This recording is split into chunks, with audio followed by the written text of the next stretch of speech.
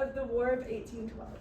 So the context for this beefing, the British were salty that we won the Revolutionary War, so in 1812, the British decided to impose trade restrictions, started getting close to us on the Canadian border, and started impeding on American honor. How rude. I am going to tell you the story of the Battle of Fort McHenry.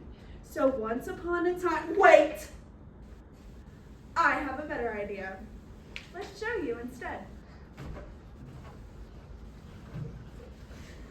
Those men are the British General Robert Ross, Vice Admiral Sir Alexander Cochrane, and Colonel Arthur Brooke. Those bombs in Washington were nothing compared to the British Army.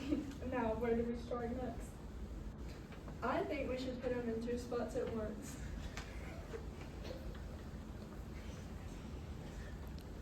Oh, is it me? That's a great idea. I think that you and your men should come in from North Point, and I'll take Fort McHenry by sea. That's amazing. I can't wait to see the looks of those faces of the American soldiers would be. So these 2 men are American soldiers, Major General Samuel Smith and Major George Armstead. Continue. The British are going to be attacking soon. I don't know if our men can fight them off. Sir, I believe if we attack them at full force first, we can win. How? We have less men and they've beaten us in multiple battles. I just don't believe in us. How can you say that, sir? We have something the British don't have. And what is that exactly? We have guts, strength, and American spirit. We have beaten the British before in the Revolutionary War when we fought for our freedom. How is this any different? You're right, Armistead. We can beat the British or we'll die trying. General, sir, I saw the British soldiers arriving at North Point. I'm going to beat you, Americans. You're going to lose this battle.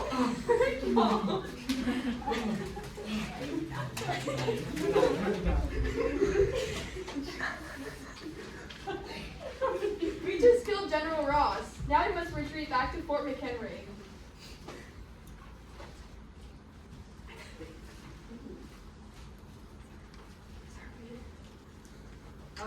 Sir, we're standing here freezing in the rain. What are we going to do? You're going to be steadfast and shiver until we fight the British. No matter how this battle goes, we need to make sure that we keep our flag flying high. So, newly made General Brooks now leads his men towards the city as Vice Admiral Cochrane tries to sneak in by the dead of night. We must get closer. These warships will tear that fort apart.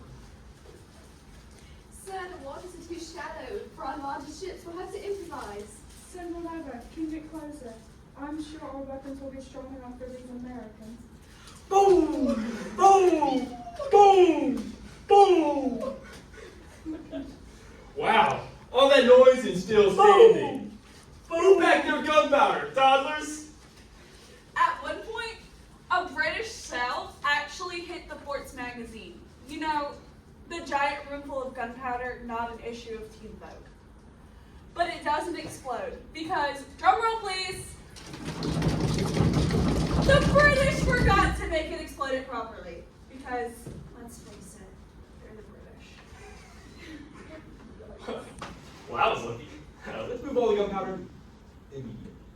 As the onslaught of bombs shook the fort, General Brooks started to lead his army into the city, believing that they had defeated most of the defenses in the earlier battle. He marches confidently along Philadelphia Road, ready to party, but surprise! Take home, men. Time to take this city. I bet there's barely anyone guarding it.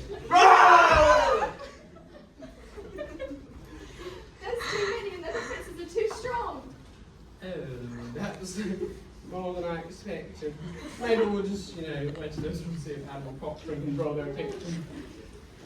While Brooke awkwardly stalls, British Rear Admiral George Cochrane is out in the harbor with his ships. Well, some of the ships.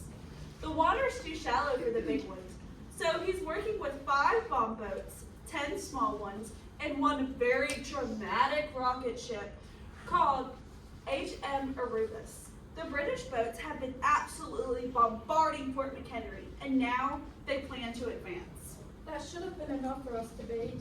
and take the fort by hand now. Men, get in position and sail forward. Boom! Boom! Boom! Boom! After a very dramatic, very wet night of nonstop bombardment, the rain stops at dawn. Lower the small storm flag. Raise the giant flag. You know, the 42 by 30 foot one Mary Soda? Whack the bombs. The giant garrison flag waves proudly, and the British Navy sees it. Wait, the flag's still there. We've been firing for 25 hours. What is this? A fort built by wizards? Meanwhile, on a British ship, Francis Scott Key is watching the chaos like it's a fireworks show. He's there to rescue Dr. William Deans, who got arrested for raisins. So, when do I get to leave? Oh, no, Mr. Key, you heard our plans. Now you get to stay and see the action. So he watches the rockets, the bombs, the flag, and suddenly the poetry starts. Oh, say, can you see by the dawn's early light? That's kind of catchy. That's fire right there. Yes, Mr. Key, you just invented America's future national anthem by accident. Wait, with the fort still standing and the flag full in sassy display, the British finally call it quits. We gave it our best, which apparently wasn't very good. I told you we should have brought big ships, but no. The British retreat. Fort McHenry suffers only 4 dead and 24 wounded. The British, over 300 casualties, mostly from a failed boat sneaking mission that turned into a disaster. America celebrates Francis Scott Key's poem. Francis Scott Key's poem gets printed as Defense of Fort McHenry, but eventually some